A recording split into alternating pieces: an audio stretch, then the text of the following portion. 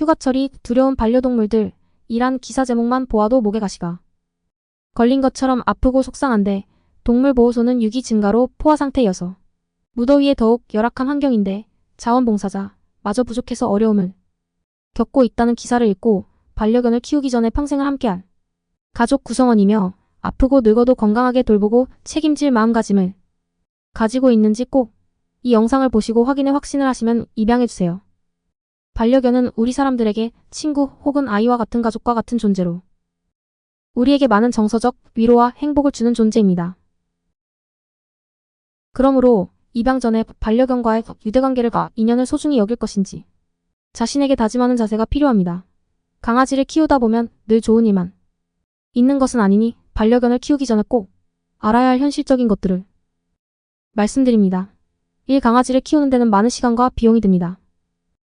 초기에는 기본 백신 접종과 중성화 수술, 구충제 등으로 최소 100만원 이상 생각하시고 강아지 사료며 간식, 목줄, 장난감, 옷 등 액세서리 구매로 저 같은 경우는 평균 한 달에 25만원에서 30만원은 지출하는 것 같습니다. 또 강아지 산책시켜주기, 밥 주기, 놀아주기, 목욕도 가끔 시켜주기 등 기본적인 관리도 매일 필요합니다.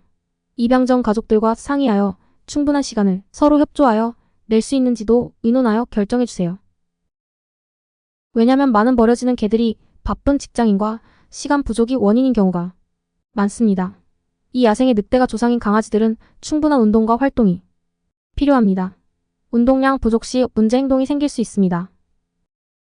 행동 문제로 인한 유기도 빈번합니다. 과도한 짖음, 공격성, 파괴적 행동 등이 견주에게 큰 스트레스로 와서 결국 유기 원인이 됩니다. 매일 두세 번 산책을 통한 체력 소모와 정신적 안정도 필요합니다. 실내에서도 충분히 뛰고 놀 수 있는 공간과 장난감을 마련해주세요. 3. 견종에 따라서 성격과 크기가 다릅니다. 가족 환경과 생활 방식에 따라 반려견의 종류를 선택해주세요.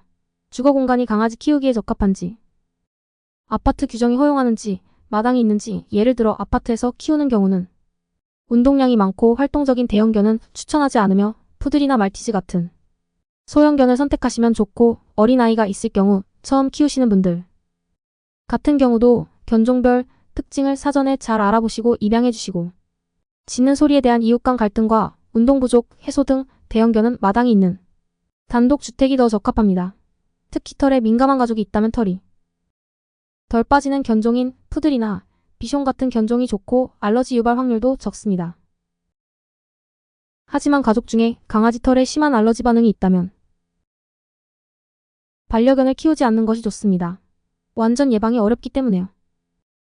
이같이 가족 상황에 맞춰 견종을 선택해야 원활한 유대관계 형성이 가능합니다. 강아지를 입양 전에 개들의 평균 수명이 견종에 따라 다르지만 약 12년에서 15년을 넘습니다. 이 정도의 기간 동안 함께 잘 키울 것인지 검토가 필요합니다. 기본 관리와 아프면 병원비 비용 등 이를 상시적으로 지원할 수 있어야 합니다. 또는 훈련 부족으로 문제 행동이 생길 경우 대처 방안도 미리 알아두면 좋습니다. 이렇게 신중한 검토 후에 가족들이 강아지를 키우기로 결심하면 가급적 보호소나 유기동물 입양 카페를 통해 입양하는 것을 추천드립니다. 선한 의미도 있어서요. 이외에도 준비할 것들이 많습니다. 충분히 알아보시고 책임감 있게 결정 부탁드립니다.